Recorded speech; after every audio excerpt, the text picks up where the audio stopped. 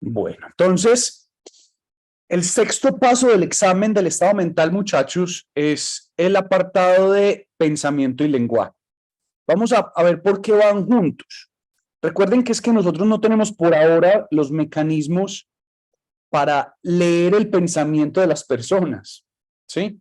Nosotros podemos deducir aspectos de su pensamiento a partir del mismo lenguaje. Parte de ese lenguaje, principalmente lenguaje hablado, lenguaje verbal, y algunos de esos componentes, aunque más difíciles en muchas ocasiones, el lenguaje no verbal. Ya sabemos que el lenguaje no verbal, por el contrario, nos permite más bien identificar congruencia del afecto, modulación, psicomotricidad, que son elementos que no se relacionan directamente con lo que pensamos, sino con elementos más motores y de expresión genérica en la especie humana del afecto. Pero cuando hablamos ya de pensamiento, que es ese acto particular de procesar la información en nuestra mente, ¿sí? Digamos que el acceso más rápido que tenemos a lo que un paciente o una persona particularmente está pensando es a través de su lenguaje verbal. ¿Listo? Por eso, en el examen mental normalmente se evalúan en conjunto, ¿sí?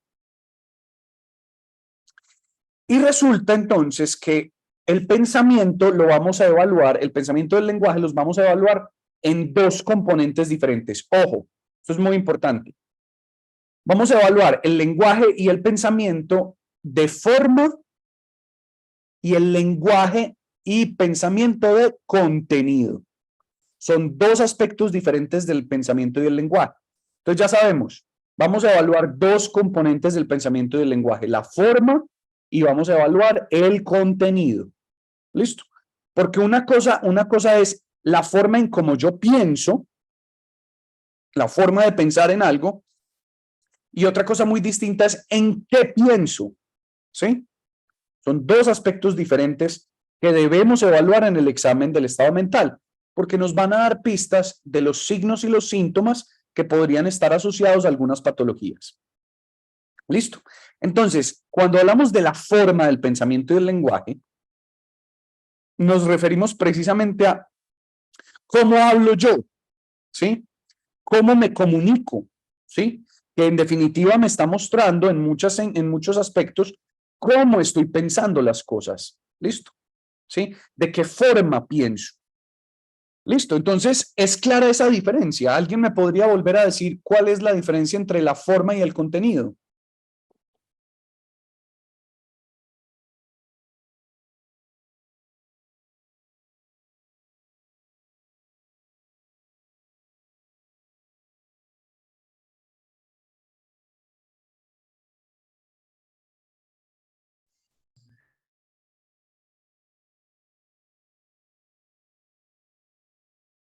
¿Alguien se anima?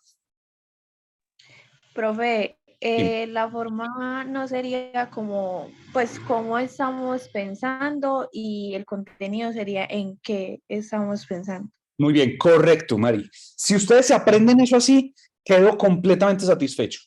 La forma es cómo pensamos, cómo nos comunicamos. Y el contenido es en qué pensamos, ¿sí? De qué hablamos, ¿sí? Listo.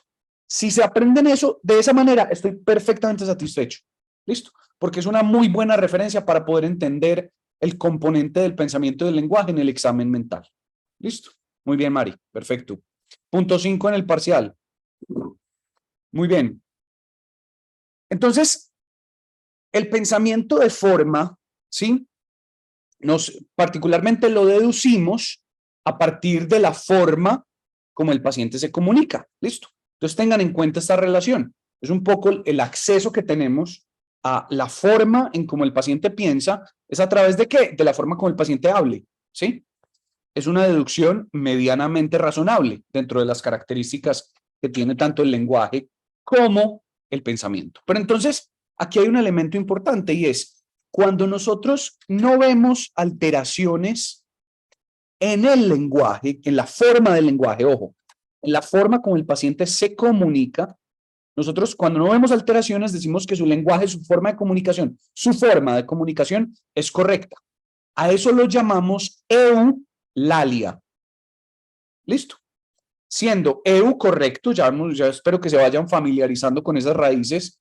Hilalia es la raíz de la palabra lenguaje en latín, ¿sí? Listo.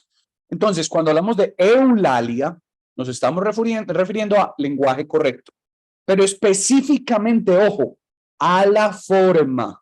Listo. Y para eso, Amparo Belloc es de las mujeres más importantes en la historia de la psicopatología en los últimos 50 años, ¿sí? Amparo Belloc inclusive tiene un manual de psicopatología muy importante que ustedes probablemente conozcan el próximo semestre, ¿sí? Es uno de los manuales que obviamente pues no es de diagnóstico, pero es de conceptualización, ¿sí? Más importantes que tenemos actualmente.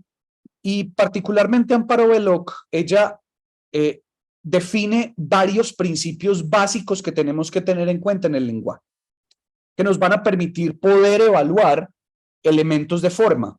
¿Listo? ¿Cuáles son esos principios? El primero de todos, ¿sí?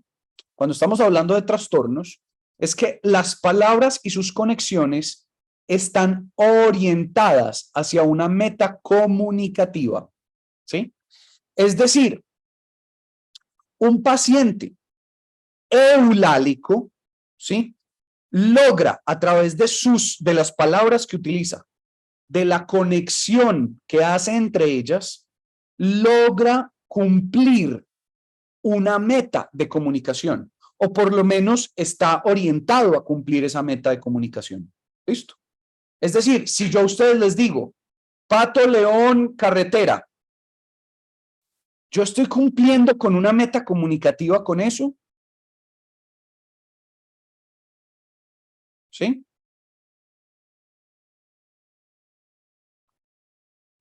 No, Exacto, no estaría cumpliendo con una meta comunicativa. En cambio, muy distinto a si yo les explico. En este momento estamos hablando de cómo evaluar el pensamiento del lenguaje del paciente, especialmente la forma. Miren que yo estoy uniendo un montón de palabras con eso que les acabo de decir. ¿Para qué? Porque estamos contextualizados en una clase que se llama semiología, que busca evaluar signos y síntomas en el examen mental, ¿sí? Que particularmente los conectores están contextualizados en el lenguaje español para que ustedes puedan entender lo que yo les estoy planteando. Eso es cuando nuestras palabras y sus conexiones están orientadas hacia el objetivo de comunicar algo. ¿Listo? Ojo, el siguiente elemento también es importante y es que la cantidad de información que se transmite de un individuo a otro no es ni tanta ni tan poca para que el receptor la comprenda, ¿sí? Es decir, buscar la eficiencia en la cantidad de información, ¿sí? Cuando un paciente, por ejemplo, habla o dice lo siguiente, les voy a poner un caso, ¿sí? Entonces un paciente a mí me dice, yo lo saludo, buenas tardes, ¿en qué le puedo ayudar? El problema, aquel doctor, ¿sí? Me responde así, listo. Ese paciente está utilizando la cantidad de información necesaria para a un profesional pues que lo va a atender por primera vez para entender qué es lo que el paciente quiere decir.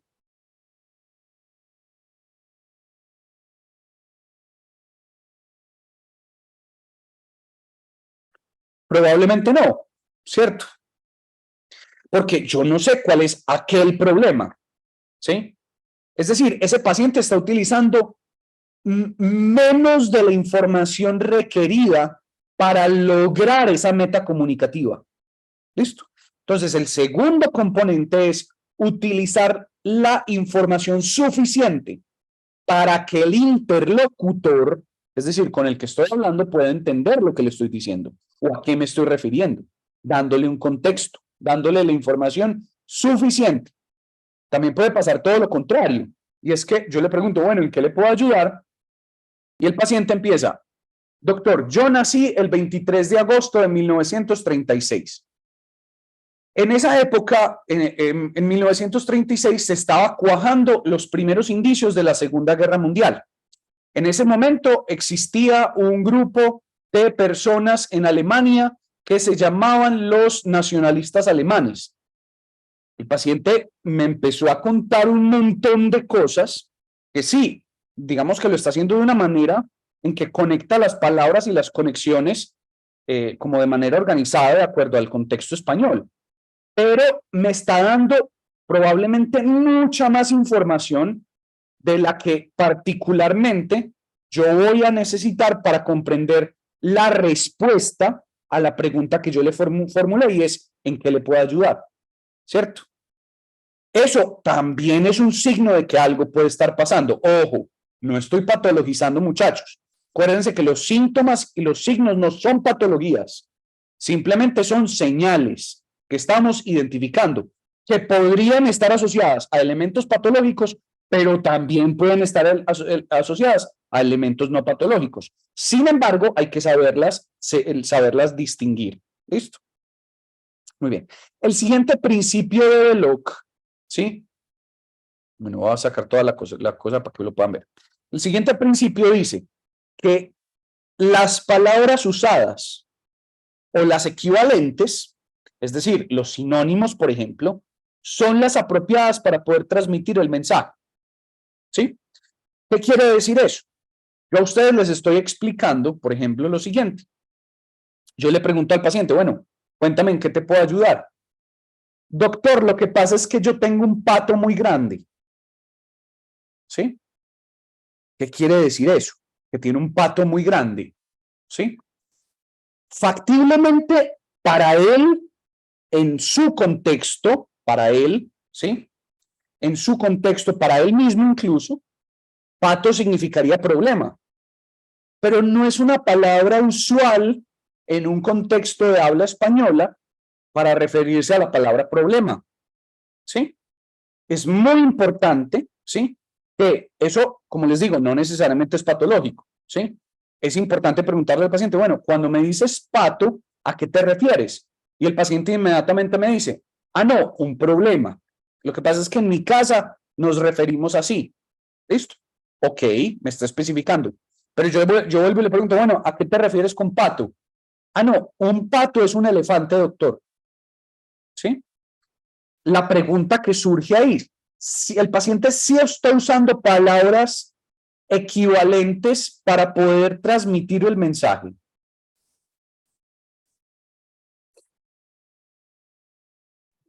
Profe, no, pero una pregunta. Por ejemplo, en ese caso, el ejemplo puntual que estás diciendo de pato, pero sabemos que es problema.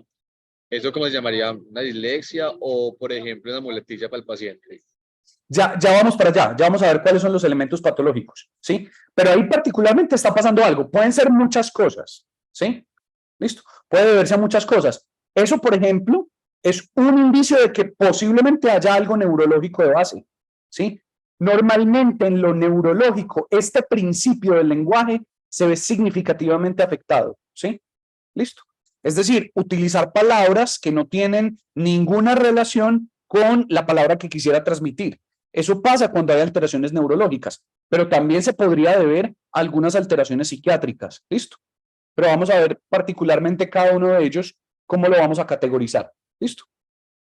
Listo, profe, gracias. Y el punto 5 fue parcial, ¿no? Pero pues porque no he hecho ninguna pregunta.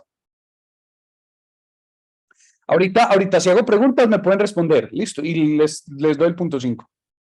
Muy bien.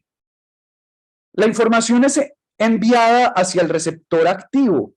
Es decir, esto es importante, que cuando yo me estoy dirigiendo en la comunicación, pues yo tengo que saber hacia quién me estoy dirigiendo. Por ejemplo, si yo tengo un paciente que viene a consulta, ¿sí? Y particularmente el paciente, ¿sí? Yo le hago una pregunta, bueno, ¿en qué te puedo ayudar? El paciente se para y empieza a hablar pegado a la pared. Yo en este momento necesito ayuda porque tengo muchos problemas, ¿sí? Miren que el paciente está limitando la posibilidad de una comunicación activa conmigo, ¿sí? Por un elemento básico y es el contacto visual, por ejemplo, ¿sí? el que de alguna manera no está dirigiendo la comunicación especialmente hacia mí, que soy su receptor activo, ¿sí? Eso puede ser un indicativo de que algo puede estar pasando, no necesariamente patológico, pero es un elemento, ¿listo? La comunicación fluye rítmicamente y no está cortada o desarticulada. Esto es muy importante y lo vamos a ver. Se refiere precisamente a la posibilidad de tener una interlocución fluida. Es decir, yo puedo hacer una pregunta, el paciente responde a esa pregunta, particularmente hace algún comentario o me hace a mí otra pregunta, yo respondo a esa pregunta y se da una interacción de doble vía. Esto puede estar alterado, es decir, un paciente particularmente yo le puedo preguntar, bueno, hola, ¿cómo estás? Y el paciente me empieza a narrar toda la historia de la Segunda Guerra Mundial. Yo intento decirle, bueno, cuéntame particularmente qué elementos de la historia de la Segunda Guerra Mundial en este momento son relevantes para ti, y el paciente no me responde, sigue hablando. Es decir, no permite la interlocución. Ahí hay una dificultad en la fluidez, en el ritmo de la conversación, ¿sí? Entonces, si cumplimos particularmente estos 5 principios, ¿sí? Si cumplimos los 5 principios, ahí es donde podemos hablar de eulalia. Y es no tener alteraciones en la forma del lenguaje. ¿Es claro, muchachos?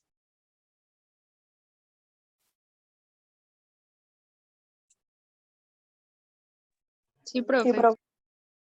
Muy bien, listo. Resulta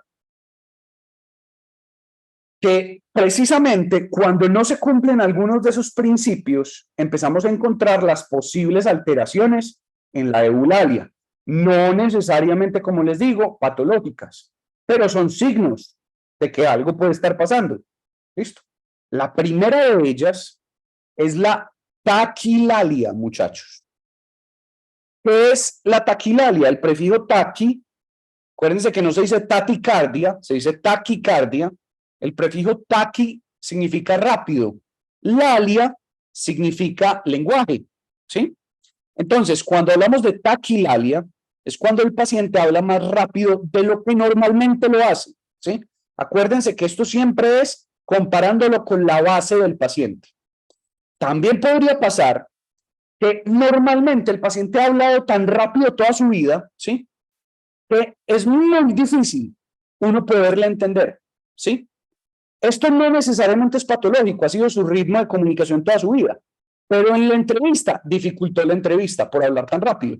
A eso también lo llamamos taquilalia, ¿sí? Entonces, la taquilalia puede presentarse, o porque hay un cambio anormal en la velocidad, un cambio hacia arriba en la velocidad del habla en el paciente que antes no estaba, o 2, porque habla tan rápido normalmente que es muy difícil entender la entrevista en el momento de poder conversar con el paciente. ¿Listo? Muy bien.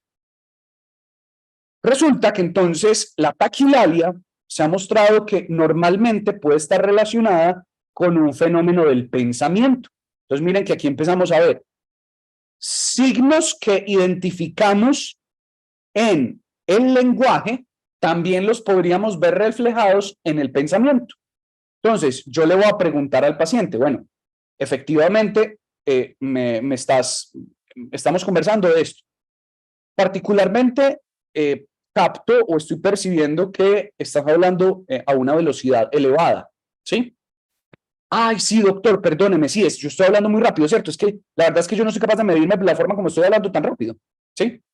Entonces, inmediatamente yo le pregunto al paciente, bueno, ¿y tú también sientes que tus pensamientos van muy rápido recientemente? Y el paciente me dice, ay, sí, doctor, últimamente, es que precisamente es que me toca hablar tan rápido porque es que mis pensamientos van tan rápido que yo ni siquiera soy capaz de seguirlos, por eso tengo que hablar tan rápido, ¿sí? El paciente mismo refiere eso, y a eso se le llama taquipsiquia. Psiquia, pensamiento, taqui, rápido, ¿listo? Entonces, cuando identificamos taquilalia, debemos preguntar por si hay posibilidades de taquipsiquia, que sería un síntoma. Esto es un signo, porque nosotros lo evaluamos, y la taquipsiquia se la preguntamos al paciente y nos la confirma, por lo tanto sería un síntoma. ¿Es claro?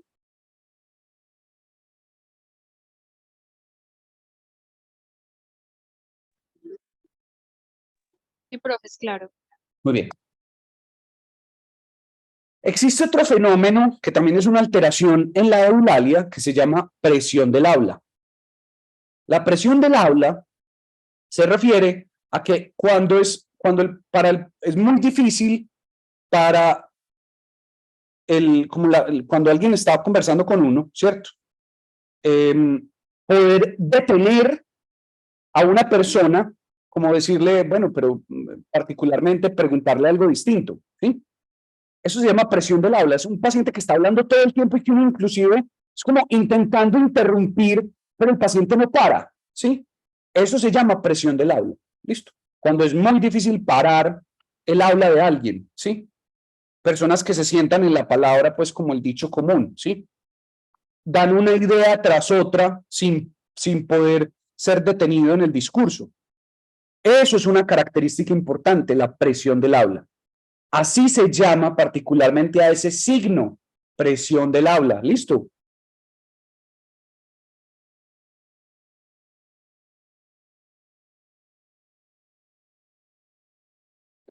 Ojo, puede pasar que el paciente hable rápido y además sea imposible pararlo. ¿Listo?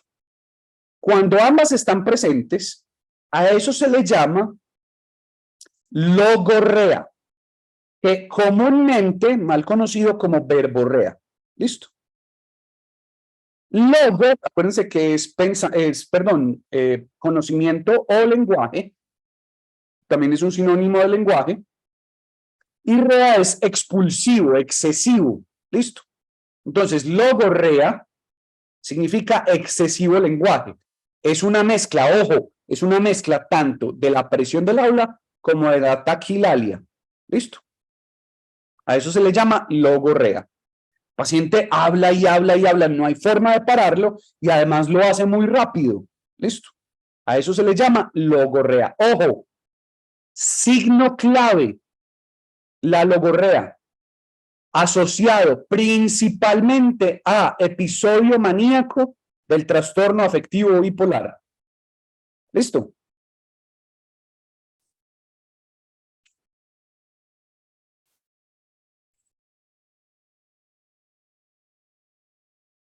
También tenemos el contrario de la taquilalia, que es la bradilalia, ¿sí? Bradi es lento, ¿sí? El paciente habla significativamente despacio para su contexto, ¿sí? Entonces, es una manera muy lenta de comunicarse. Eso dificulta en gran medida a veces, muchachos, la fluidez en la comunicación, que acuérdense que era uno de los principios que propone Amparo Belloc, ¿sí? Listo. No necesariamente es patológica, recuerden, estamos hablando de signos y síntomas. Los signos y síntomas no son patológicos en sí, ¿sí? Pero pueden estar asociados a algunas patologías. ¿Listo?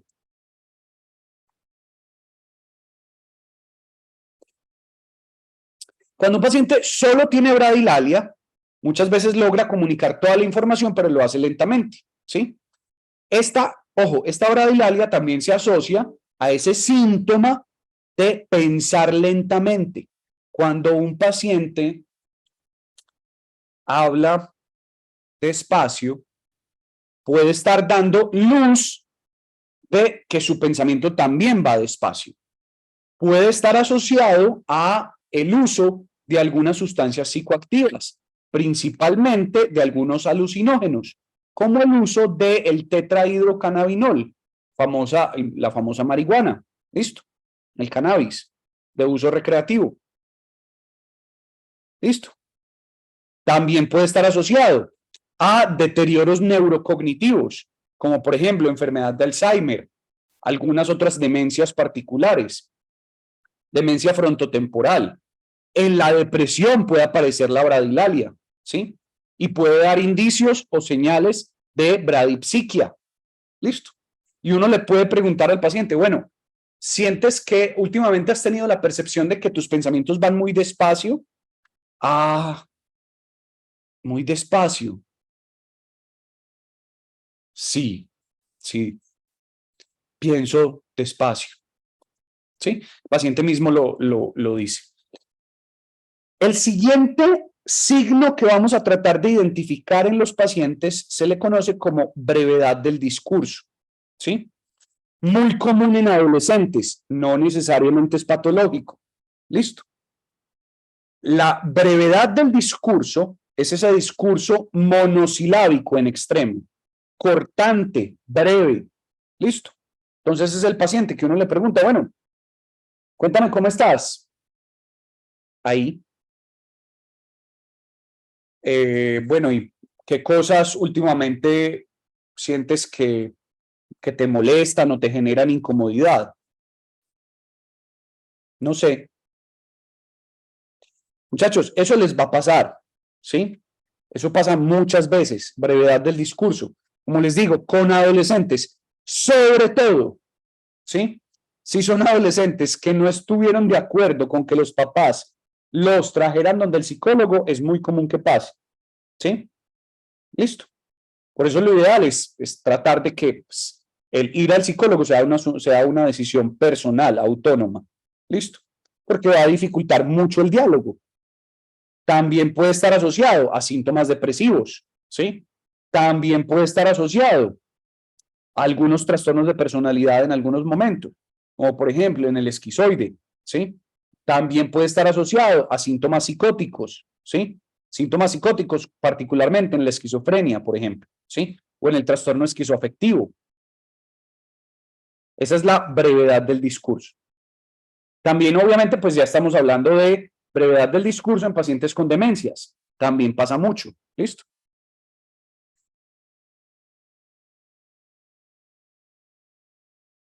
Es importante algo, ¿sí? Y es que al final el paciente puede tener una meta comunicativa. Es decir, cuando el paciente me dice no sé, pues eso tiene una meta comunicativa, es expresar que no tiene ni idea. Pero el problema está en que no permite la fluidez del discurso, del lenguaje. ¿Listo?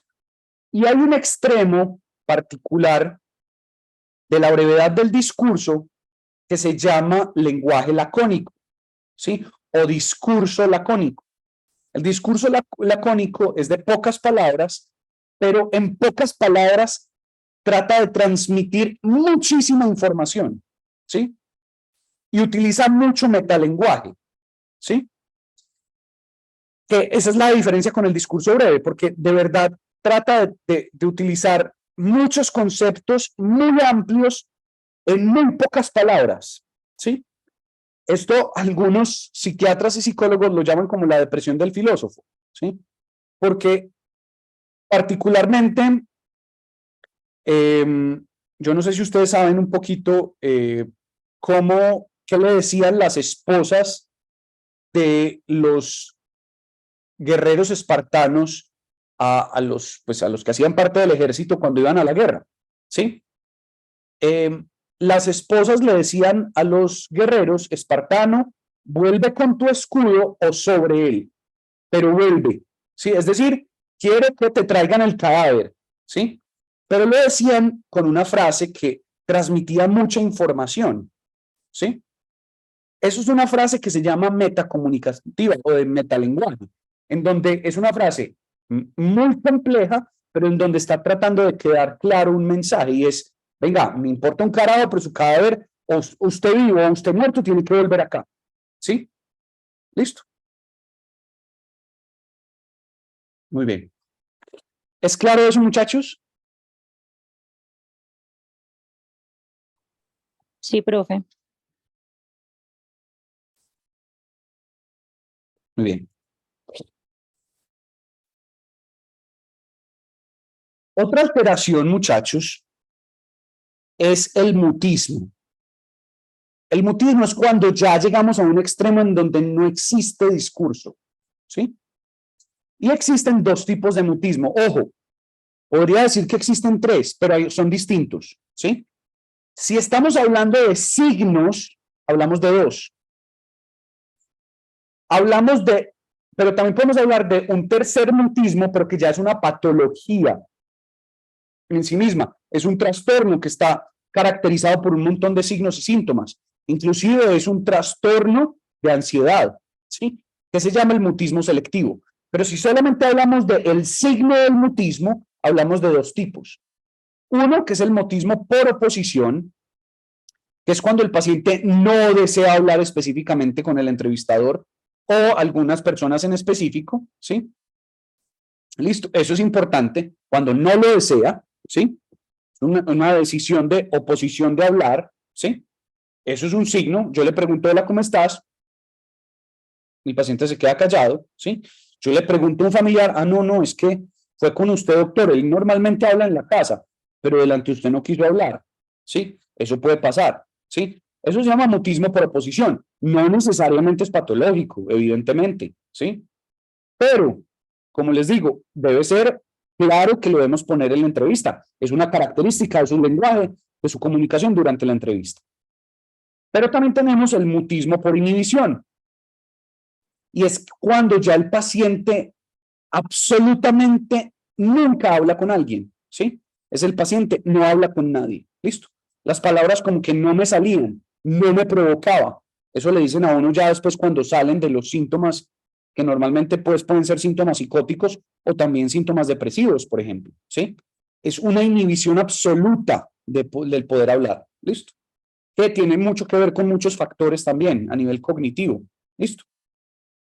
Pero entonces, ojo, esa diferenciación es importante. Tenemos dos tipos de mutismo que son signos, mutismo por oposición y mutismo por inhibición. Tenemos un tercer mutismo que ya es un trastorno en sí, con más signos y síntomas, que se llama mutismo selectivo. ¿Listo? Es un trastorno de ansiedad muy común en niños. ¿Listo?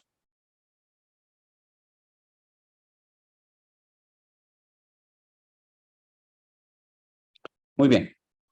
También podemos tener bloqueos en el discurso. ¿Qué son los bloqueos en el discurso o bloqueos del discurso?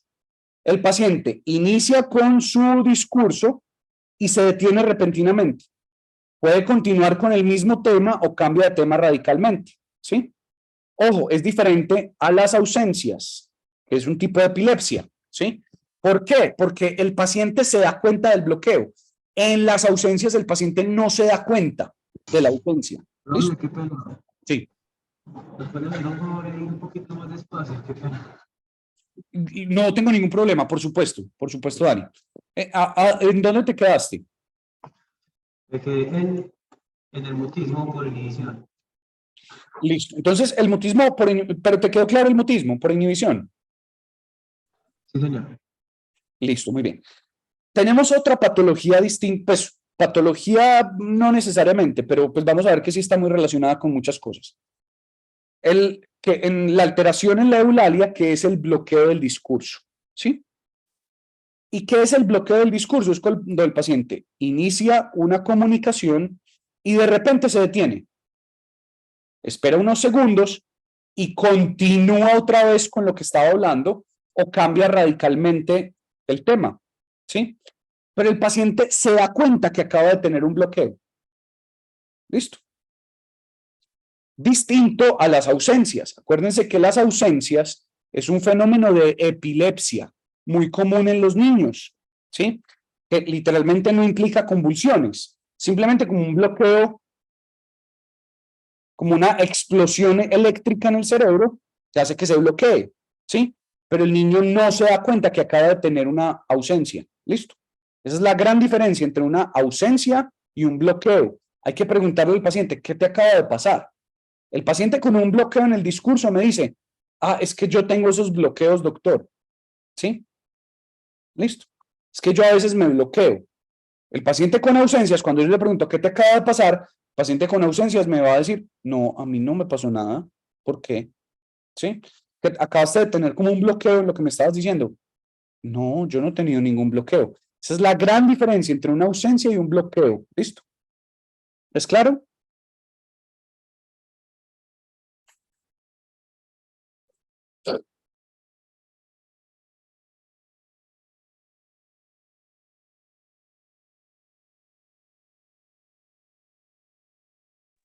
Una pregunta. Adelante. ¿Lo de bloqueo del discurso entonces es patológico o no? Sí, a ver, aquí hay un elemento muy importante. Siempre los bloqueos repetitivos en el discurso siempre estarán relacionados con alguna patología. Que pueden ir desde patologías sencillas, entre comillas, pues, como no tan disfuncionales, como por ejemplo la disfemia. ¿Saben qué es la disfemia?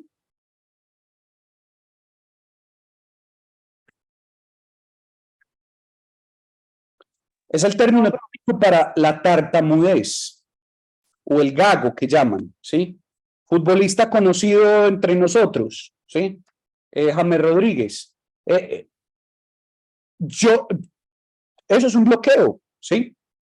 Él es consciente de sus bloqueos, ¿sí? Es una patología llamada disfemia. Es una patología de la comunicación propia del neurodesarrollo. Tiene mucho que ver con el desarrollo de los niños.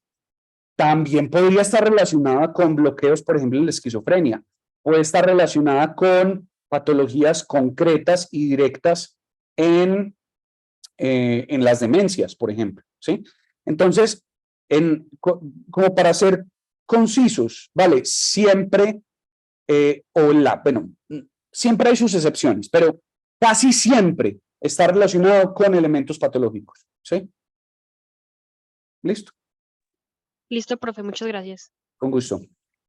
Profe, ¿y qué pasa con aquellas personas que, o sea, en un momento determinado hablan demasiado, pero luego se silencian también por un buen rato y vuelven otra vez como el discurso? ¿Me podrías dar como un ejemplo? Yo creo que sé a qué te estás refiriendo, pero ¿me podrías dar un ejemplo, Juli?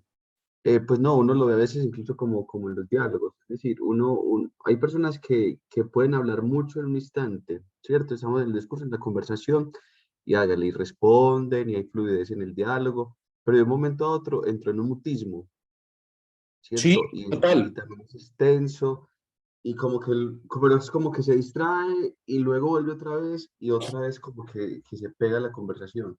Sí, eso que tú estás diciendo, Juli, eso es una alteración particular del lenguaje, de la fluidez del lenguaje, muy relacionada con un trastorno que se llama trastorno de ansiedad, sobre todo ansiedad social, ¿sí? Que particularmente eso se llaman alteraciones fluidas del lenguaje, ¿sí? Así, tal cual se describe, alteraciones fluidas del lenguaje, en donde uno lo describe en la entrevista, particularmente si lo quisieras poner en palabras. El paciente tiene un discurso regulado eulálico y Ajá. empieza a presentar pausas o empieza a presentar silencios sostenidos durante la entrevista que dificultan la fluidez. ¿Sí? ¿Listo? Ok, listo, profe, gracias. Bien. Bueno. También otra alteración de la eulalia es el discurso concreto, también llamado concretismo. ¿Sí? Es un discurso donde predomina la pobreza ideativa, o sea, como utilizar ideas más abstractas, más complejas para poder transmitir un mensaje, ¿sí? Principalmente también hay pobreza no verbal, la expresividad del lenguaje, ¿sí? No expresan una idea muchas veces clara, y este discurso concreto es muy común en pacientes con discapacidad intelectual. ¿Listo? Que ya pues el término no es ni siquiera discapacidad intelectual, antes era retraso mental, también se ha hablado de retardo mental, hoy en día hablamos particularmente de un trastorno neurológico del desarrollo intelectual. Es el término correcto, el concepto correcto, ¿listo? Pero bueno, en términos generales, discapacidad intelectual, ¿listo? En ese discurso concreto, el paciente puede tener una velocidad normal, pero el mensaje muchas veces es nulo o muy pobre, ¿sí? ¿Listo? Entonces, es muy difícil entender qué quiso decir, ¿listo? Otra alteración importante son las perseveraciones del lenguaje, ¿sí? Y es cuando la persona se queda repitiendo una misma palabra o un mismo tema de manera repetitiva, ¿sí? ¿Se acuerdan cuando estábamos viendo orientación? Yo les puse un ejemplo de una paciente que yo le preguntaba que en qué ciudad se encontraba, ella me decía Medellín, ¿sí? Después le preguntaba que en qué departamento nos encontrábamos y ella me volvía a decir Medellín. Después yo le preguntaba que en qué país estábamos y me volvía a decir Medellín. ¿Se acuerdan de ese ejemplo que les puse? Esa paciente no necesariamente es que estuviera desorientada en el lugar, ¿sí? Esa paciente factiblemente lo que estaba presentando en su cerebro es un fenómeno de perseveración. Se le quedó anclada una misma respuesta, una misma palabra, y a través del lenguaje la repite y la repite frente a cualquier pregunta distinta que yo le haga. Eso está directamente relacionado con alteraciones neurológicas. ¿Listo?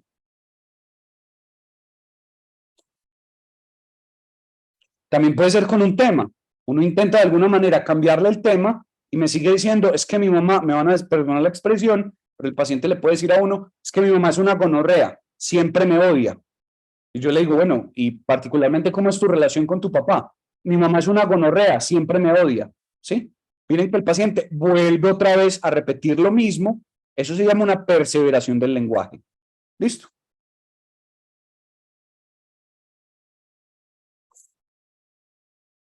También otro tipo de alteración en la eulalia puede ser el discurso prolijo. El discurso prolijo es la descripción particular de ese discurso que abunda en detalles, pero es difícil diferenciar lo esencial de lo accesorio, ¿sí? El discurso sacrifica la calidad por la cantidad. Entonces, es ese paciente que le empieza, como les decía ahora el caso, ese paciente que me empieza a hablar de la Segunda Guerra Mundial y me empieza a dar mil y un detalles, o yo le pregunto algo concreto, bueno, y le digo, bueno, cuéntame cómo es tu relación con tu mamá. Doctor, lo que pasa es que la relación con mi mamá es muy compleja porque, vea, yo le voy a contar una historia. Es que imagínese que cuando yo tenía 5 años, bueno, yo era un niño con unas particularidades. Yo era un niño con ojos muy grandes y orejas muy grandes en ese momento. A mí me celebraron a los 5 años un cumpleaños en donde especialmente fueron muchos compañeros del colegio, ¿sí? Ay, y yo me acuerdo mucho de un amiguito que iba en ese momento y tenía los ojos verdes, ¿sí? Miren cuál era la pregunta que yo le había hecho inicialmente, ¿sí? Y miren dónde ya vamos. Eso se llama discurso prolijo. Está sacrificando la calidad de la respuesta frente a lo que yo le pregunto por una gran cantidad de información, ¿sí? Y a veces termina siendo difícil poder abstraer la respuesta o la concretud de la respuesta en ese discurso prolijo. ¿Listo? Es común, no necesariamente, pero es común en pacientes que posiblemente tengan un trastorno histriónico de la personalidad. En el trastorno histriónico de la personalidad puede presentarse en muchas ocasiones un discurso muy prolijo. ¿Listo?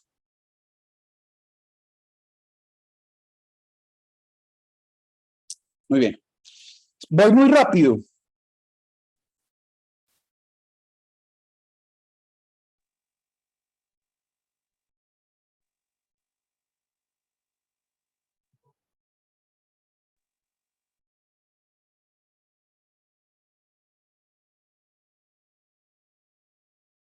Bueno.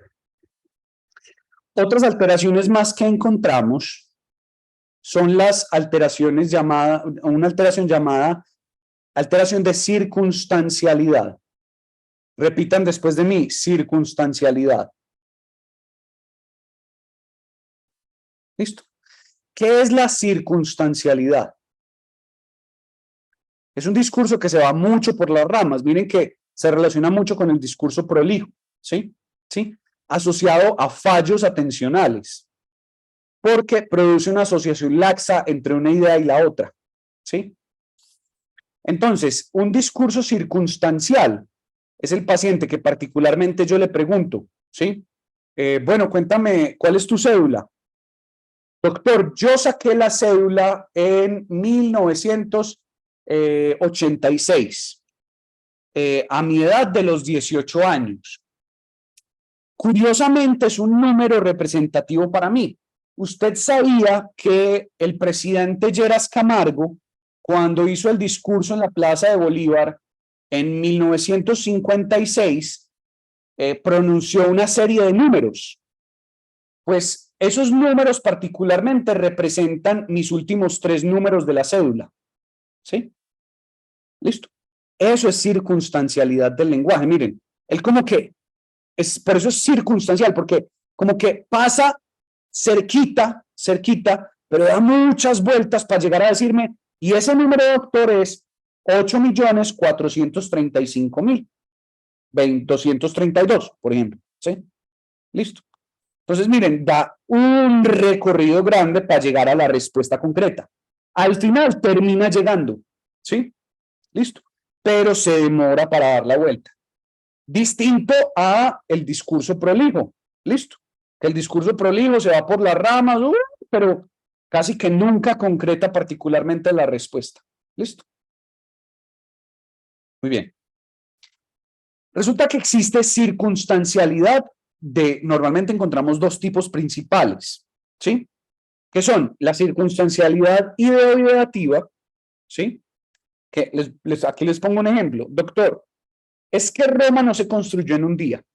Roma es la capital de Italia. Italia parece una bota, como las botas que traigo hoy, ¿sí? Listo. Miren que empezó a conectar un montón de frases por una palabra que era Roma y terminó hablando de las botas que trajo hoy, ¿sí? Eso es un discurso circunstancial que conecta una idea con otra, ¿sí?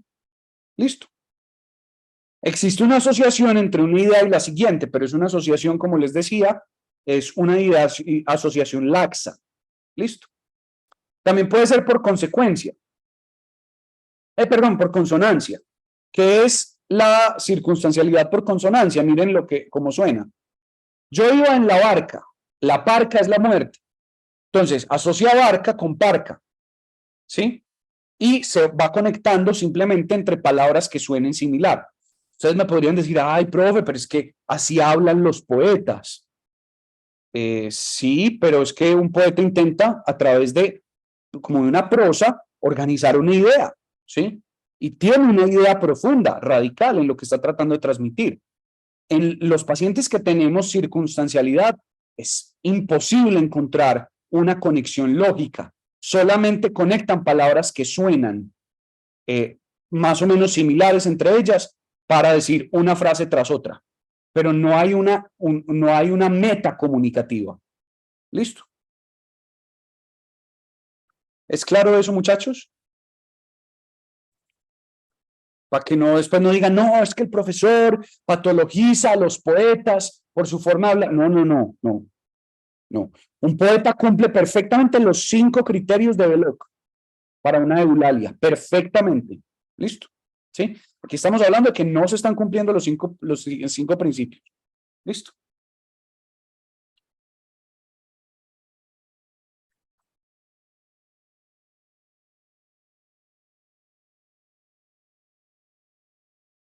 Existe otra alteración todavía más grande en la eulalia que se llama la asindesis.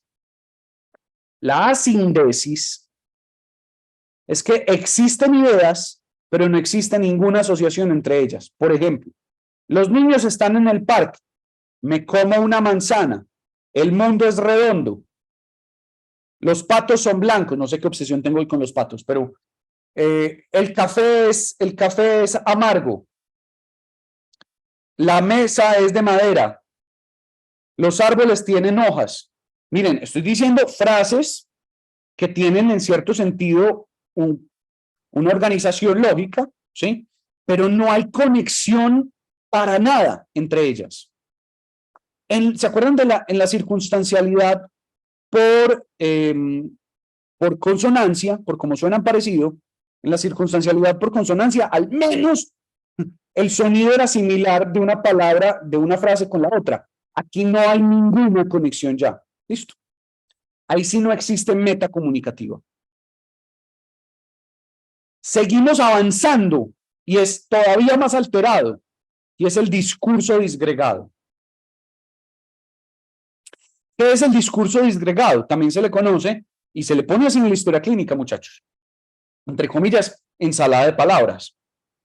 Es que ya ni siquiera el paciente dice frases. Ya el paciente dice palabras al azar. Oso, casa, avión. Entonces yo le pregunto, hola, ¿cómo estás? Casa, avión, mandarina. ¿Sí? Ya no hay ni siquiera ideas. Todavía sigue habiendo palabras. ¿Sí? Pero si seguimos avanzando en deterioro aún más del lenguaje, ¿sí? Llegamos a algo que se llama la glosolalia, ¿sí? La glosolalia es que ya ni siquiera hay palabras, ¿sí? No hay conexión entre nada particularmente. Y es que el paciente ya solamente hace ruidos, ¿sí? Sonidos guturales. ¿Sí? Hace sonidos así, eso se llama glosolalia, ¿sí? Puede haber una intención comunicativa, pero no lo logra. ¿Listo? ¿Sí? Eso pasa mucho en pacientes con, yo creo que ustedes ya de pronto vieron por allá, no sé si en procesos lo vieron, o en neuroanatomía y neurofisiología, pacientes que tienen una cosa que se llama afasia de Broca. ¿Han escuchado hablar de la afasia de Broca? Sí, señor. En la afasia de Broca pasa mucho esto, la glosolalia, cuando llega a un extremo. ¿Listo? Ocurre también mucho el discurso disgregado, ocurre mucho la sindesis, ¿sí? Principalmente estos tres elementos que implican un gran deterioro del lenguaje están muy presentes también en la afasia de Broca, ¿sí? También puede presentarse en la afasia de Wernicke, ¿sí? Listo.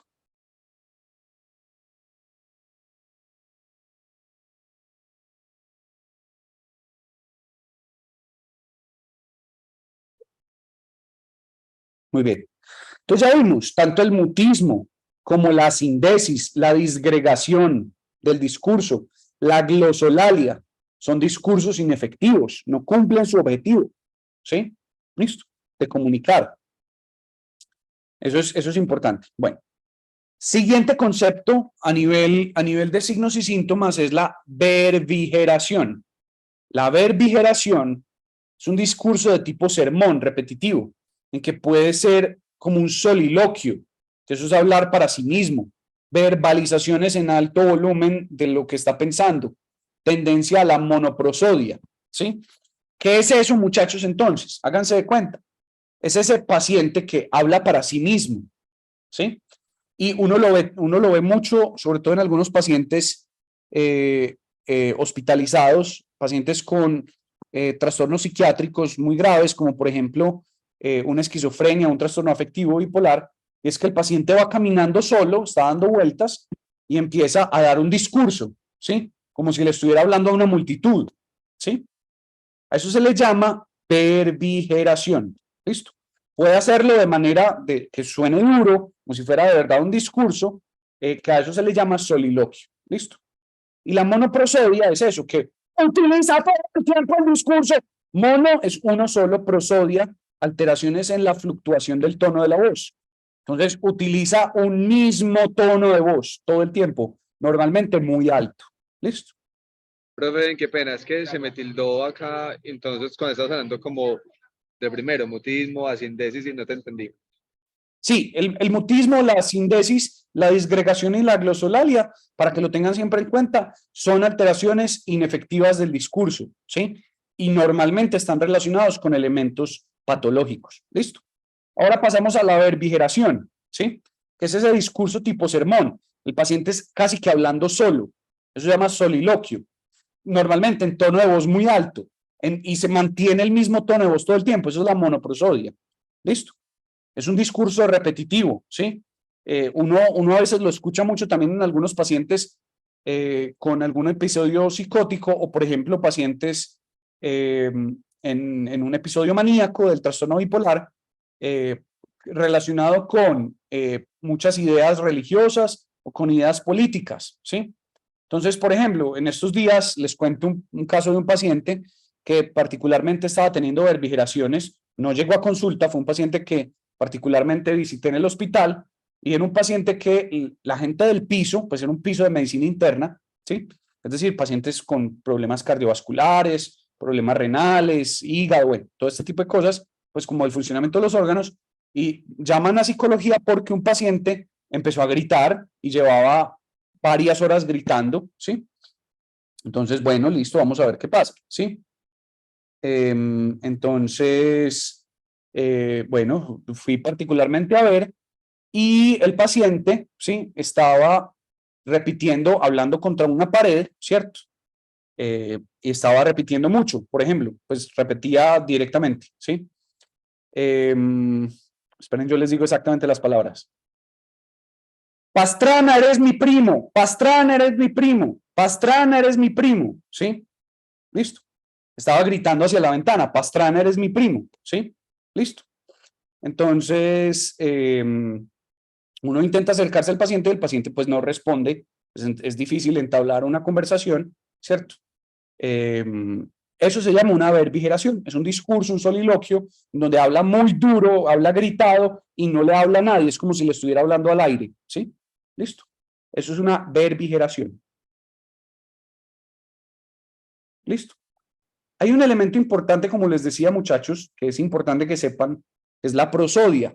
Son esos cambios en la entonación. Es necesario siempre tener cambios en la entonación. Algunos hablamos casi siempre gritado, pero pues lo ideal es tener cambios en ese tono de voz, ¿sí? Cuando el paciente, por ejemplo, mantiene siempre el mismo tono de voz, o muy alto o muy bajo, el paciente que está todo así. Yo, particularmente, doctor, soy una persona muy triste. El paciente está usando el mismo tono de voz y obviamente pues que no haya ninguna alteración en el aparato fonatorio, ¿sí? A eso se le llama monoprosodia. También el típico hablado de robot, ¿sí? El paciente que le habla a uno así todo el tiempo. Eso se llama monoprosodia. ¿Listo? También existe otra alteración, ¿sí? Que la llamamos las musitaciones. Esta es muy interesante. Esto ha disminuido mucho con los pacientes, con los medicamentos psiquiátricos, especialmente con los antipsicóticos. Ya no pasa casi, uno ya no lo ve tanto en los síntomas de los pacientes, ¿sí? Como en los signos y síntomas de los pacientes, que son las musitaciones. Y es que el paciente le está hablando a uno y de un momento a otro empieza a bajar el tono. Y uno le pregunta, don Francisco, no le estoy oyendo. Ah, sí, disculpe, doctor, le estaba diciendo que particularmente yo entonces. Eso se llaman musitaciones, muchachos. Que el paciente empieza en un tono de voz contando una historia y va disminuyendo el tono de voz. Solo se da cuenta que lo hace, que bajó el tono de voz si uno le dice, ve, no te estoy oyendo. Ah, sí, disculpe, y vuelve otra vez y sube el tono de voz. Eso se llaman musitaciones. Listo.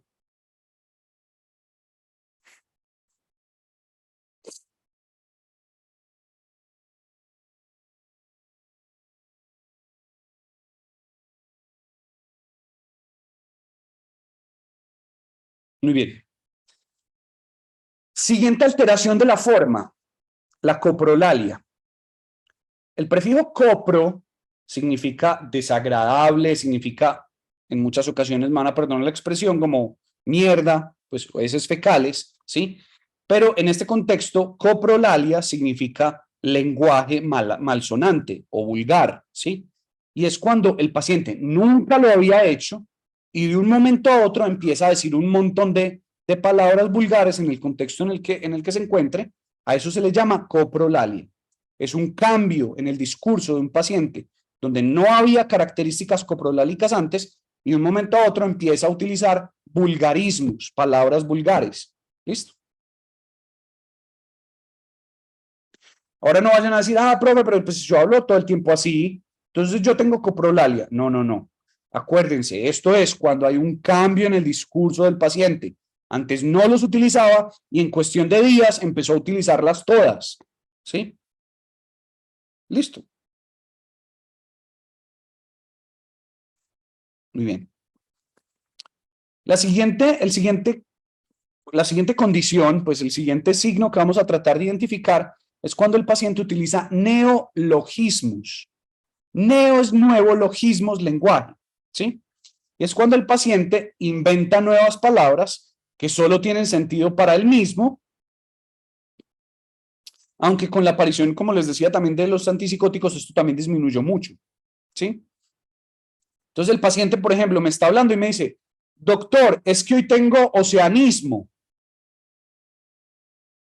Y uno le pregunta, ¿a qué te refieres con oceanismo? Ah, no, doctor, el oceanismo es la condición que yo tengo, ¿sí? Si usted no la sabe de malas, pero yo tengo seanismo, ¿sí? Miren que ni siquiera es capaz de explicarle a uno el significado a veces.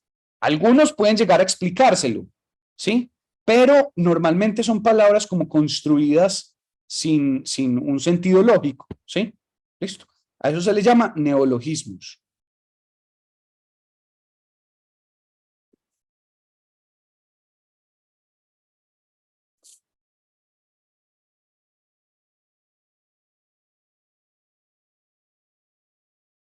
El siguiente componente, la siguiente alteración de la eulalia son las pararrespuestas, ¿sí?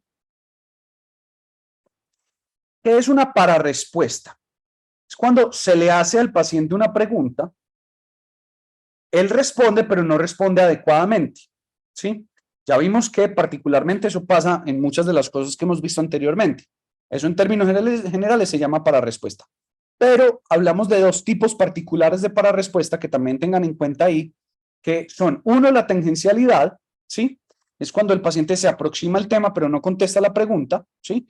Lo que les decía ahorita de la cédula, el paciente al final terminó diciendo el número, pero si el paciente se me queda simplemente dando vueltas, ¿sí? El paciente se me queda dando vueltas y nunca me llega a decir el número de la cédula, eso ya no es una circunstancialidad, sino una tangencialidad.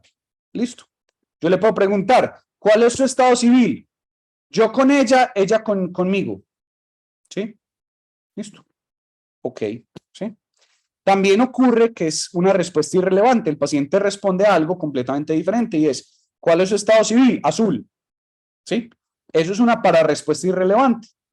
Entonces puede haber pararrespuestas tangenciales y pararrespuestas irrelevantes.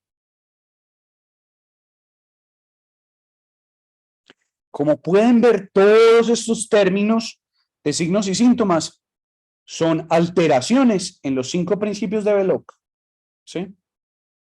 En al menos alguno de ellos.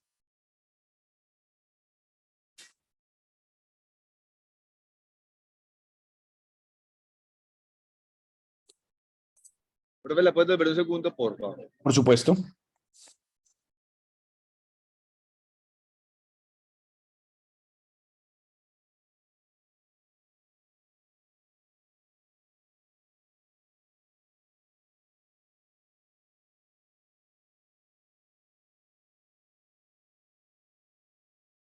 Muchachos, punto 5 al que me responda. ¿Cuáles son las diferencias entre taquilalia y taquipsiquia? Profe, la taquilalia simplemente es de que habla más rápido de lo normal o lo habitual que habla el paciente. Y la taquipsia es cuando, por ejemplo, el paciente, digamos, habla normalmente pues rápido. Digamos, en mi caso, que yo hablo muy rápido, no tengo ningún trastorno, creo. ¿Me hago No, No, sí o sí. No, seguro. seguro. La Ah. toxicidad tiene que ver más con el pensamiento. ¿Quieres decir la respuesta completa, Juli? Sí. Taquilalia es la aceleración de las palabras. Correcto. Y psiquis de mente es la aceleración del pensamiento también. Es la aceleración del pensamiento. Entonces la diferencia es, La diferencia es que una va ligada a las palabras y la otra al pensar. Es decir, correcto, muy bien, esa es la diferencia, correcto. ¿Sí? Entonces, taquilalia es hablar acelerado, taquipsiquia es pensar rápido. Entonces, una está ligada a las palabras, que es la taquilalia, y la taquipsiquia está ligada al pensamiento, correcto. Muy bien, Juli, punto 5. Muy bien. gracias. ¿Sí? Listo. Muy bien, bueno, siguiente pregunta. También bonificación de punto 5. ¿Sí? A ver cuál les hago. ¿Quién me dice cuáles son los 3 tipos de mutismo que hay y cuál es la diferencia entre los 3? Profe, yo. Adelante, Mari. Existe el mutismo por oposición, que es cuando el paciente no desea hablar. existe el mutismo por inhibición, que es cuando el paciente pues no habla como con nadie. Correcto. Y el mutismo selectivo es cuando, pues según lo que entendí, era como una especie de, como de ansiedad o algo así, pues como una patología. Es una patología. Muy bien, Mari. Es una patología en sí misma. No es un signo o un síntoma como los otros dos. ¿Sí? Es una patología. Correcto. Muy bien. Punto 5. Muy bien. Bueno. Seguimos. O doy más bonificaciones.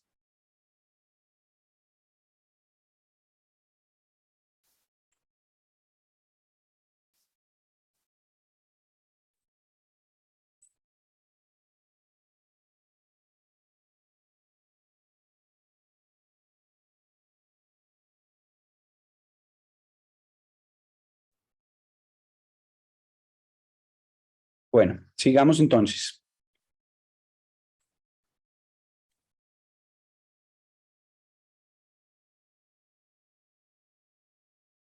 Muy bien. El siguiente concepto son las estereotipias del lenguaje. ¿Sí?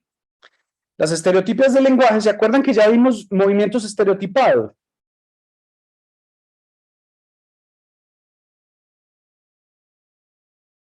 Punto 5, el que me dé ya un ejemplo de un movimiento estereotipado. ¿Y cómo se redacta en la historia clínica?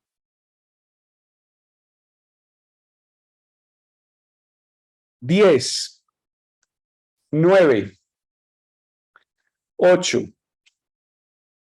7, 6. Profe, Hola. ¿Quién usted no habla? nos dijo, usted no nos dijo una vez que era como los pacientes que, pues, como que mueven las manos de un lado al otro, hacia el frente, no sé. Eso se puede ver a muchos síntomas. 5. Profe, Hola. usted una vez nos ponía el ejemplo del paciente que está en la cita y si tiene como movimientos repetidos o repentinos, como si estuviera, por ejemplo, subiendo una escalera. Correcto. ¿Y cómo se redacta en la historia clínica? Estereotipia, no.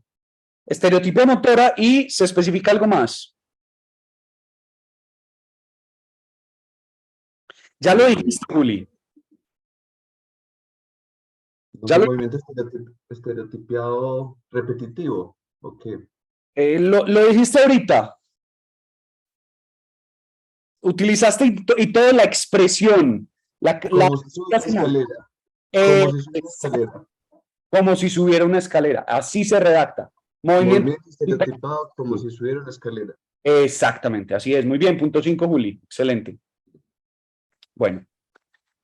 Lo mismo pasa en el lenguaje. Yo también puedo tener estereotipias del lenguaje y es una palabra parasitaria que está presente repetidamente en el discurso. ¿Sí? Entonces yo estoy hablando y meto cualquier palabra. Entonces, les estoy contando cuáles son las alteraciones del pensamiento gato de forma en las características gato que se presentan en un paciente gato. ¿Sí? Eso es una palabra parásita. ¿Sí?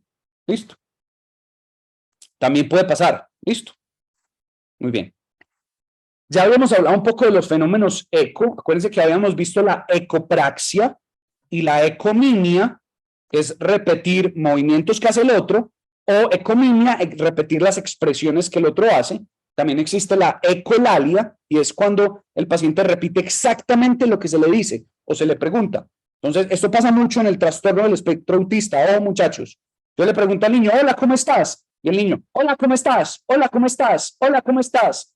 Repite exactamente lo que yo le acabo de decir. Muy común en el trastorno del espectro autista. ¿Sí? También existe la palilalia. La palilalia es cuando el paciente repite la última sílaba de la última palabra que el examinador dijo.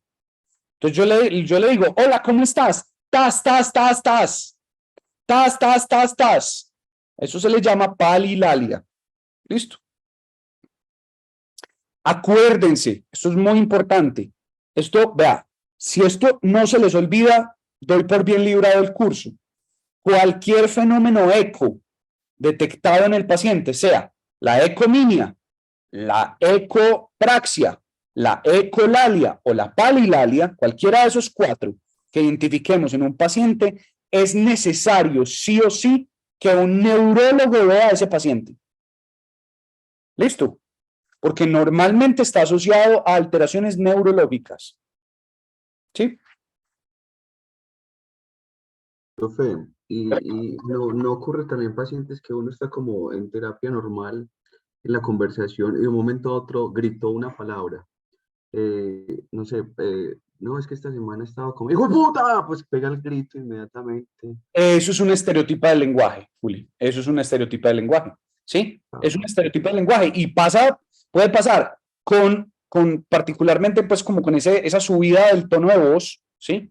¿Sí? Ese lenguaje altisonante que puede aparecer, ¿sí? O puede pasar que lo diga en el mismo tono, ¿sí? Con el que venía hablando, pero eso es un estereotipo del lenguaje, correcto, ¿sí? Listo.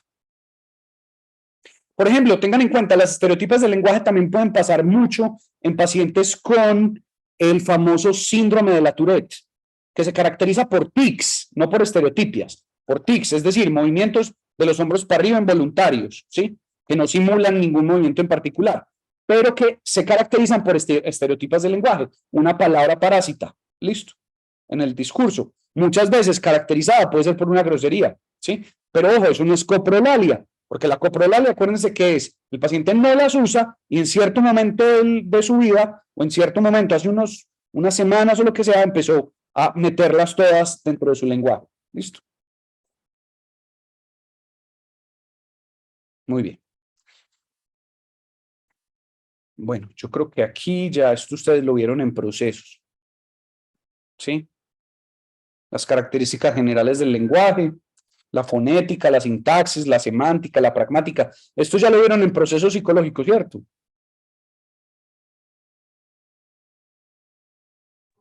Profe, nosotros no, porque en procesos cognitivos solo llevamos, pues no hemos visto el lenguaje.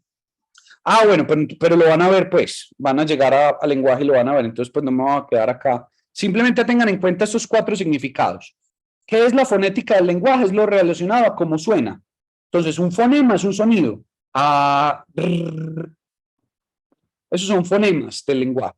La sintaxis es lo relacionado al orden de las unidades lingüísticas, es decir, particularmente de las palabras. Yo me llamo Pedro, estoy siguiendo un orden, esa es la sintaxis. La semántica es lo relacionado con el significado. ¿Qué quiere decir la palabra manzana? Que ustedes se imaginen la fruta en la cabeza. Eso es la semántica. ¿Listo? Y la pragmática es lo que se hace con el lenguaje, como el lenguaje como acción. Entonces, particularmente es como yo trato de comunicarme con ustedes, ¿sí? Y que ustedes me entiendan. Esa es la pragmática. Ese es el sentido mismo de por qué me comunico a través del lenguaje. ¿Listo? Lo práctico. La pragmática es para qué sirve el lenguaje. ¿Listo? Para comunicarnos y que sí haya comunicación. ¿Listo? Otro elemento importante, la fluidez, es esa fluencia, capacidad de producir un lenguaje espontáneo sin pausas indebidas. ¿Sí? ¿Listo? Hola, profe, por Sí. favor, ¿nos puede devolver la diapositiva un momento? Por supuesto. Profe, perdón, tú decías ahorita que cualquier fenómeno de eco, cuando hablábamos de la ecolalia, ¿es producto de qué? De alteraciones neurológicas. Pues no siempre, pero siempre se requerirá evaluación neurológica. ¿Listo?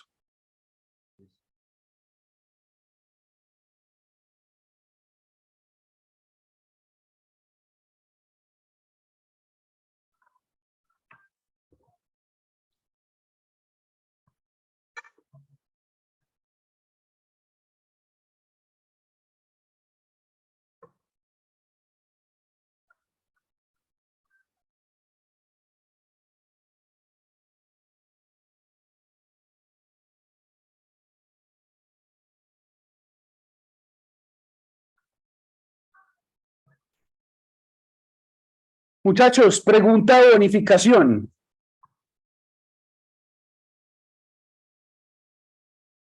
¿Quién me explica de manera concreta la diferencia entre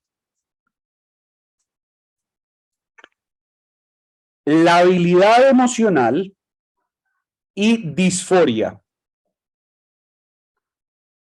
Diferencia entre la habilidad y disforia. 10, 9, 8, 7, 6, 5, 4, 3, 2, 1. Tiempo. La diferencia, muchachos, acuérdense, entre la habilidad emocional, la habilidad afectiva o afecto lábil, también se le dice, y disforia, es que la labilidad son cambios, uno después de otro, entre los grupos hipertímicos e hipotímicos y se dan de manera secuencial, uno después del otro, rápido. Eso es la habilidad. La disforia es que se presenta tanto la hipertimia de cualquiera de sus tipos con la hipotimia al mismo tiempo. Esa es la gran diferencia. ¿Listo?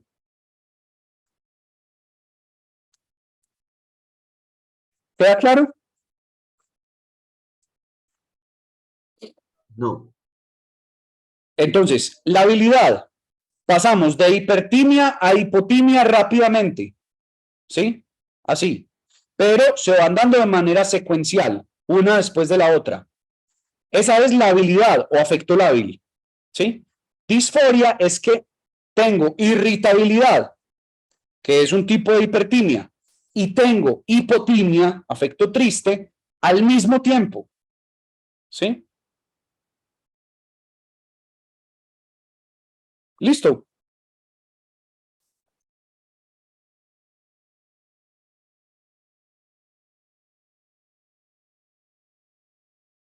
Profe, ¿me repites otra vez, por favor?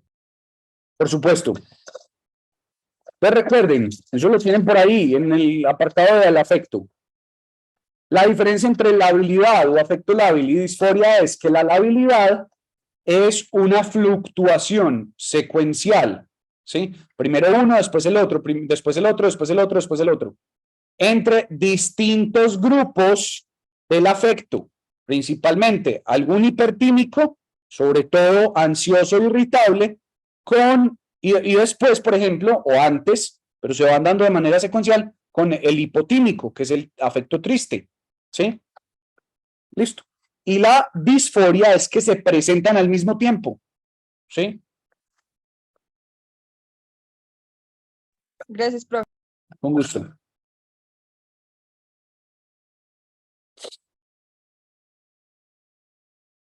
Muy bien, entonces, fluidez, esto pues ya se los mencioné, capacidad de producir lenguaje espontáneo sin pausas indebidas. Durante la entrevista se aprecia el largo de las frases y pausas, construcción gramatical congruente, el lenguaje, el habla no fluente se caracteriza por lo corto de las frases, los errores gramaticales, dificultades en encontrar las palabras, las pausas prolongadas, utilización excesiva de vocablos como eso es un lenguaje o un habla no fluente, que también se le conoce, particularmente, como les decía, alteraciones en la fluidez, se llama disfluencia.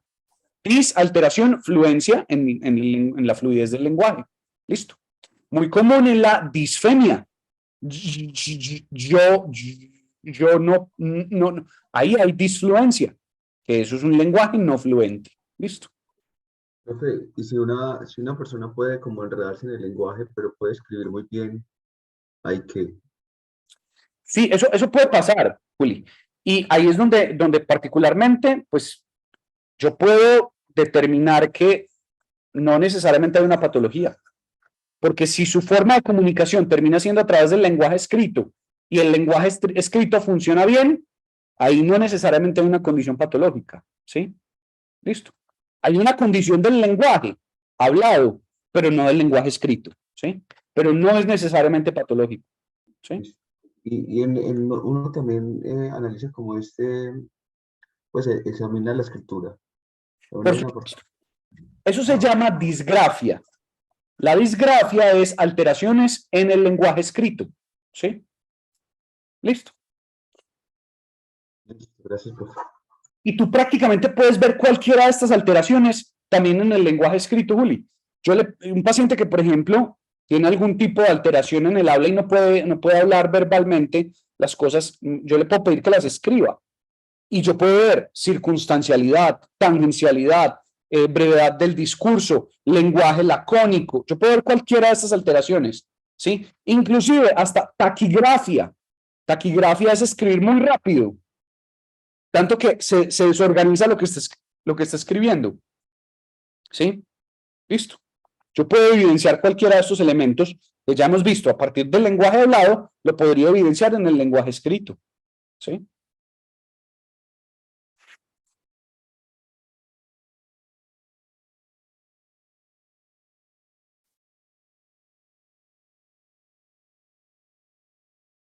Bueno, esto pues ya, esto lo van a ver en procesos, yo creo que ya quedó claro al menos estas características generales, ¿sí?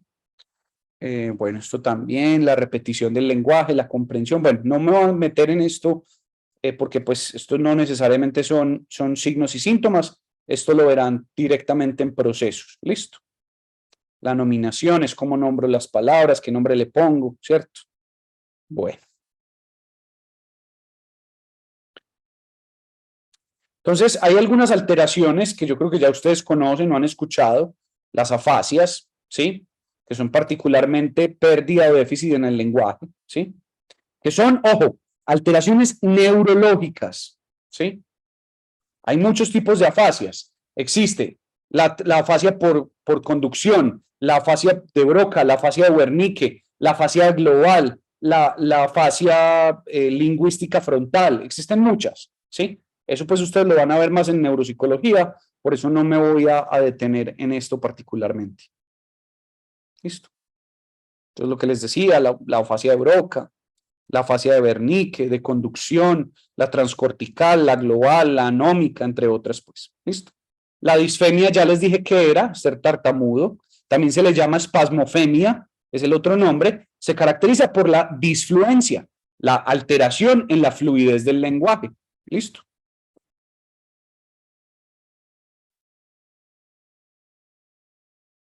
Están las apraxias del habla y la disartria, ¿sí? Estos también son muy debido a alteraciones neurológicas, ¿sí? La apraxia del lenguaje es no utilizarlo como de una manera práctica útil, ¿sí? Esto se debe principalmente a trastornos neurológicos, eso lo van a ver más en neuropsicología. Solamente les quiero dar el ejemplo clave para diferenciar una disartria, muchacho. ¿Listo? La disartria, quiero que la escuchen muy bien porque es súper característica de pacientes hospitalizados. Y es importante que cuando ustedes si trabajan en un hospital lo puedan diferenciar, ¿sí? Una disartria suena así. Buenas noches. ¿Sí? Es un sonido gutural que es articulado, ¿sí? Es decir, yo puedo entender lo que el paciente me está diciendo, pero es como si el paciente estuviera haciendo mucha fuerza para poder decir lo que quiere decir, ¿sí? Y suena con resonancias fuertes. Esa es la disartria. Es muy característica de alteraciones neurológicas, principalmente de los nervios del hipogloso y glosofaringeo, que son nervios importantes en la comunicación. Listo. Solamente se las sueno para que la puedan diferenciar. Listo. No es un trastorno de la fluidez, no es un trastorno, no es una brevedad del discurso, no es una afasia de Broca, no. Se llama disartria. Listo. El paciente es capaz de comunicarse, pero suena muy extraño. Listo. Es como si estuviera haciendo mucha fuerza. Listo.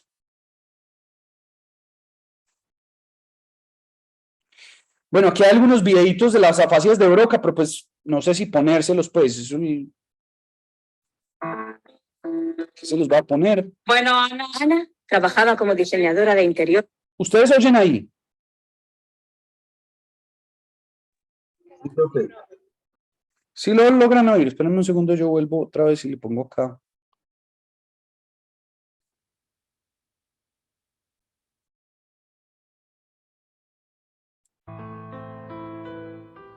Bueno, Ana. Ana trabajaba como diseñadora de interiores antes de sufrir una lesión en el parietal izquierdo. Su lenguaje va desde el silencio casi total hasta un habla pausada. Quiero que me digas cosas y quiero que te esfuerces, ¿eh? ¿Vale? ¿Qué es esto?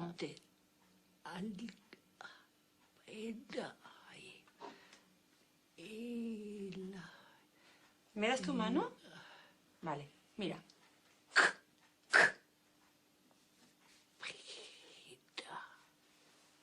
Cartas. Muy bien.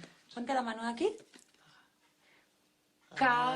Solo construye frases de una o dos palabras, sin gramática, como mensajes telegráficos. Es consciente de todas sus dificultades. Pintas. Vale. Mira, voy a decirla yo y luego tú la repites. Fíjate, ¿eh? Pan. Pan. Ahora, un poco más fuerte. Pan. Hombre. A ver esta, que a ti te gusta mucho esta, ¿verdad? La manzana.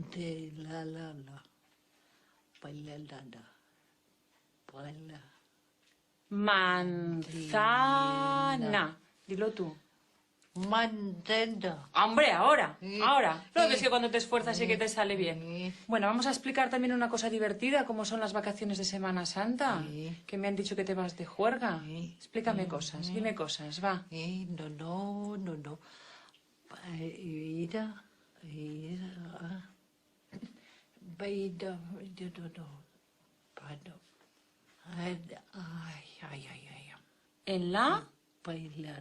En la playa. Un poquito más fuerte, esfuérzate. Me voy a la playa con Isa. ¿Ahora tú? ¿Sí? Me pues a la palabra a la Isa. Te vas a la playa con Isa. Oye, ¿yo me puedo venir con vosotras? ¿Sí? Venga. Muy bien. Eso es un ejemplo, muchachos, de una afasia de Broca, ¿sí? Miren que ella entiende todo lo que le dicen, absolutamente todo. El problema está en la articulación de las palabras, ¿sí? Pero no está produciendo... No, el problema es que ella puede imaginarse la palabra manzana en su cabeza, ¿sí? Pero no puede decirla. Es como esa dificultad para poder llevar esa respuesta del lenguaje directamente al movimiento y del movimiento directamente a el aparato fonatorio, ¿sí? Profe, qué pena lo interrumpo, es que se nos cayó el internet. A ver, nos quedamos donde estabas diciendo algo de la disortia, creo que se dice, y vimos una parte del videíto que es como la fascia de Broca que estás diciendo, ¿cierto? Sí, correcto. Sí. Por ejemplo, esa disortia es muy común en los pacientes con ELA, que tienen mucho problema en el trastorno de glución, entonces también se dificulta mucho el habla, ¿no? Muy bien, Manuel, punto 5. Eso es completamente correcto. Muy común en pacientes con ELA. ¿Sí? Listo. Muy bien. ¿Sí? Bonificación. Listo. Muy bien. Es correcto. Normalmente en la ELA, como hay una pérdida de la mielina en los axones de las neuronas, principalmente de las vías motoras, ¿sí?, del cuerpo, hay desmielinización de las vías motoras de dos pares craneales muy importantes, que son el hipogloso y el nervio glosofaríngeo. Como se pierde la mielina, no llega bien el impulso o empieza a ser defectuoso y tienen que hacer mucha fuerza para poder articular. ¿Listo? Es correcto, ¿sí? Muy bien. Profe, listo, gracias. Y otra cosa, también eso es común en los pacientes con ACV. Pues no sé, yo tuve un paciente que le dio una ACV y a ver, él también se le dificulta mucho hablar, o sea, Es no se correcto. acostumbra. Sí, los pacientes con ACV también pasa mucho. Los pacientes con accidentes cerebrovasculares pasa mucho que aparezca la disartria como una condición. Dependerá obviamente de la zona que se afecte, porque también una ACV te causa la fascia de Broca o la fascia de Wernicke, que tienen características distintas a la disartria, ¿sí? Listo. Pero sí, la gran mayoría de estas alteraciones son causadas por alteraciones neurológicas, ¿sí? Por patologías neurológicas, correcto. Muy bien. Muy bien. Sí, de Wernicke, muchachos. Enséñame tu pueblo. A ver, Félix tuvo un infarto isquémico a causa de una operación. Dice palabras sin significado real, pero mantiene una entonación correcta en el discurso. mira, ¿quiénes son estos? Uy, esto. ¿Quién es? Unos cabales de Leira. Esta es tu hija, que se llama... ¿Cómo se llama tu hija? Pues poca jaza. Una ras de esto lo cogían. A ver si te sale, venga, que esto... Tu hija se pondrá muy contenta si la Esto- nombras, hombre. Esto cógelo, Vamos a intentarlo, vamos a intentar. Esto sí que lo hemos de conseguir. Venga, José, ay, Félix. Él es José Luis. Vení. Hombre, claro. Yo veníme, vamos, verás. Claro. ¿Cuál era tu casa de todas estas, Félix? Desde aquí. ¿Desde aquí la veías? Desde aquí, de las dos manos. ¿Y los amiguitos que tenías cuando eras niño vivían todos en este pueblo también? Claro que ya he dejado siempre nos hemos encortado ahí. Desde que mi padre podía en Teme y pedir domicilio y hacer y todo por mis hijos, pues... por eso. Tiene la comprensión alterada. ¿Qué juegos jugabas? Cuando no encuentra palabras adecuadas, se las inventa, Hombre, pues, llegando a hablar una jerga que solo él entiende. Todas estas vivetas que tienen los niños en el veredicto, esas nivelas eran los rotósiles. Ya. Que estas, las rosetas ahí, todas y ya haces más alto. Félix, ¿y a los amigos que tenías en el pueblo cuando eras pequeño los sigues viendo ahora? Pues aparente, todas las del pueblo, todas las toblas de aquí, todas que vieron que peles, que no hay plan, no hay aitaro, no hay tapada, hay todas las del cuidado. A mí me teoría de que se echarla la retaran ahora y que se resultaran y salieran burtero y las anulatas la bello y las cogías, pero aunque se da cuenta, ¿no? Ha cambiado. Mucho, porque unos catan muchos y estos no caen ya y para que un negro. Pero en fin. Miren que particularmente el caso de Félix es un caso en donde él comprende algunas cosas, pero hay algunas otras que le cuesta más comprenderlas y eso es muy común en la afasia de Wernicke y aparecen mucho los neologismos. ¿Se acuerdan de la definición de neologismo? 5. Sí, que es la invención de nuevas palabras. Seguramente en el contenido. Excelente. Invención de nuevas palabras que no tienen un significado. Muy bien, Manuel. Perfecto. Bueno.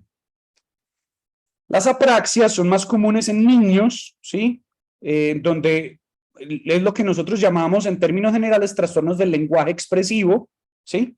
Esto lo vamos a ver más el semestre entrante en psicopatología. Pues aquí les pongo... Qué pena lo interrumpo, es que tengo una duda, venga. Con ese diagnóstico, ¿cómo se dice? Wernicke. Bueno, sí. Afasia de Wernicke. Sí.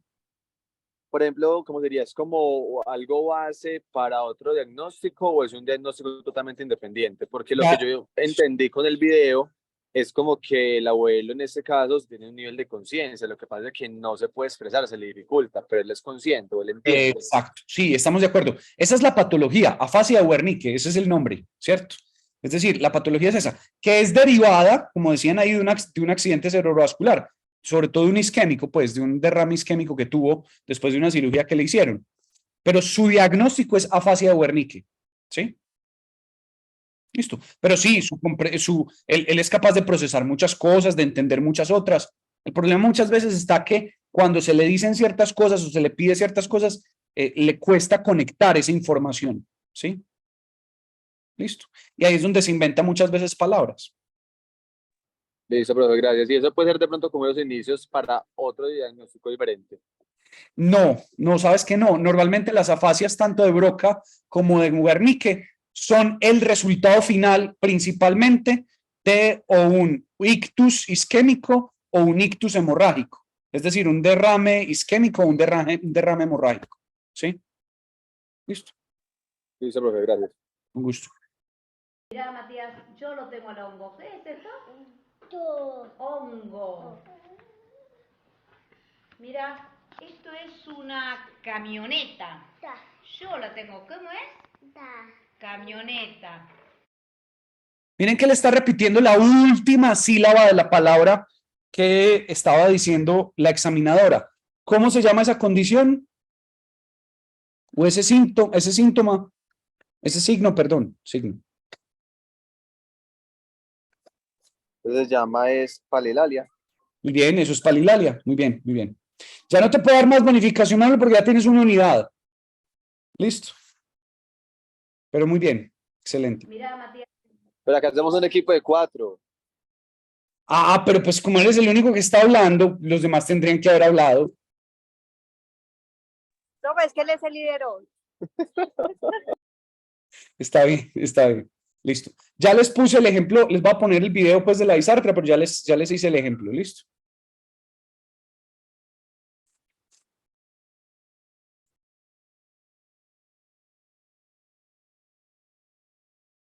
José Luis. Hola. ¿Qué tal? Bien, ¿qué tal tú el viaje en ambulancia? Bien. Bien. Había un poco de tráfico, pero nada más. Hoy puntual, sin Sí. problemas. Cuando una persona sufre una lesión cerebral, los órganos que empleamos para hablar pueden presentar alteraciones en el tono, en la fuerza y en la velocidad de los movimientos, provocando dificultades en la respiración, en la fonación, en la articulación, en la entonación o en la adecuada coordinación de estos procesos. A esto lo denominamos disartria. Entonces, más allá de las categorías que vamos a ver en el muro, Clara y fría, el abuela macuana llama al mono. de la fuerza que tiene que hacer para poder hablar. Esa es la característica de la disartria, muchachos. Y la nutria les pide a que las acompañara a la caverna sagrada.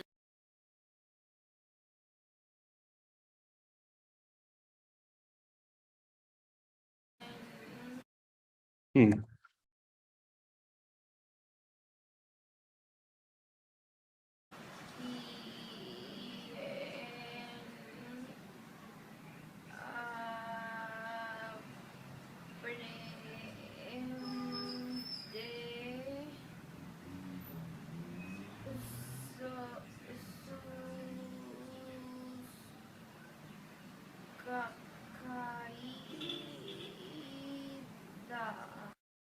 Miren que se caracteriza por ese sonido. ¿Sí? Adelante. Profesor, de pronto no es muy común en los pacientes que tienen alteraciones del cromosoma 21, por ejemplo. En los niños con síndrome de Down o los pacientes con síndrome de Down. Sí, pues lo digo es porque tuve, digamos, de cerca la experiencia con una vecina y pues uno sabe que es por el síndrome de Down, ¿cierto? Pero hablaba muy parecido a los ejemplos del video.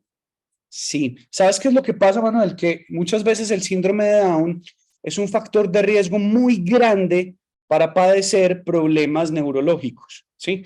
Entonces, no es directamente que el síndrome de Down te cause la disartria, pero por el factor de riesgo del síndrome de Down aparecen trastornos neurológicos que desencadenan en síntomas como la disartria, ¿sí? Es por eso. Por eso podría presentarse, ¿sí? Listo. Y por ejemplo, si hay un paciente con, con este diagnóstico, no sé, qué ejercicios o uno que pueda hacer más o menos como para hacerlo más entendible o que de pronto no avance o que la comunicación sea más asertiva. Sí, eso ustedes particularmente lo van a ver, Manuel, cuando van en neuropsicología, en Neuro 1, técnicas un poco de intervención, ¿cierto? O si les llama la atención, en Neuro 2 también se profundiza, o conmigo en Neuro 3, pues ya, pero eso es en 9º semestre. Pero la recomendación con ellos es sí o sí, y esto lo hacen más, sobre todo en alteraciones del lenguaje, lo hacen mucho más los fonoaudiólogos o los logopedas, que también se les llama, o foniatras. Ellos son los que hacen muchos ejercicios. Uno de los ejercicios básicos que con ellos se intenta hacer particularmente es empezar a hacer fonemas distintos, desarrollar distintos fonemas. Entonces el A, O, U, E, A. Esos son fonemas, son sonidos que tú haces con todo el aparato fonatorio. Es muy importante que son ejercicios básicos de foniatría para poder recuperar algo de facilidad y de, como de movimiento en los músculos. Dependerá mucho de la patología que hay de base, porque si es una ELA, la ELA es progresiva, antes cada vez se va a deteriorar más. Si es por un accidente cerebrovascular que ya ocurrió, es posible recuperar algunas de esas funciones con este tipo de terapia del lenguaje. ¿Listo? Dependerá mucho también, como te digo, de la patología de base. ¿Sí? Listo, profe, gracias. Gusto. Muy bien, muchachos. Con eso terminamos, pues por lo menos los elementos fundamentales de el pensamiento y el lenguaje de forma. Ya dentro de 15 días, pues porque dentro de 8 días sería el parcial, ¿cierto? Pues lo haríamos presencial, pues como el caso, entraría hasta afecto, ¿sí? Sí, entraría hasta afecto, no entra lo que vimos hoy. Dentro de 15 días ya veríamos alteraciones o signos y síntomas del pensamiento y el lenguaje, pero en el contenido. Yo sé que esta clase les va a parecer interesante, porque ahí vamos a entender los tipos de delirios que hay, los tipos de obsesiones, ideas intrusivas, pues particularmente, por ejemplo, ideas sobrevaloradas, ¿sí? Todo eso lo vamos a ver dentro de 15 días. ¿Listo? Bueno, muchachos, entonces con eso terminamos por hoy. Venga, les iba a decir, los que tengan bonificaciones, ¿sí? La próxima clase, antes de empezar el parcial, se me acercan y me lo dicen, ¿listo? ¿Sí? Pues no, ahora es que no va a resultar que le di bonificaciones a todos, pues no, yo me acuerdo de las caras, pues, entonces, para que tengan eso en cuenta, ¿listo? Pero entonces, antes de presentarles el caso, la próxima clase me dicen para yo anotarlos, ¿listo?